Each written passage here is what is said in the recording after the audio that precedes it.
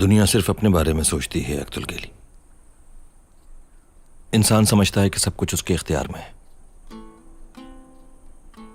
یہی بھول ہے اس کی.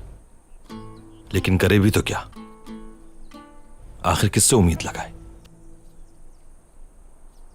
کبھی دولت کے پیچھے بھاگتا ہے تو کبھی شہرت کے پیچھے. نادان ہے، نہیں جانتا کہ یہ سب کچھ بے معنی اور فنا ہو جانے والا ہے. قیدی واپس نہ کیے تو ظالم سر کاٹ دے گا، اور اگر بات مان لیں تو زندگیاں بچ جائیں گی. تم ہی بتاؤ کیا کرنا چاہیے؟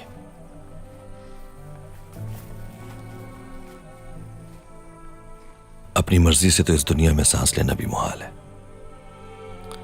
تو پھر کیوں چھوڑے حق کا راستہ؟ ظالم کے آگے سر کیسے جھکا دیں؟ خدا کو کیا جواب دیں گے ہم؟ روز حشر کیا عذر ہوگا ہمارے پاس؟ بتاؤ اختل گیلی.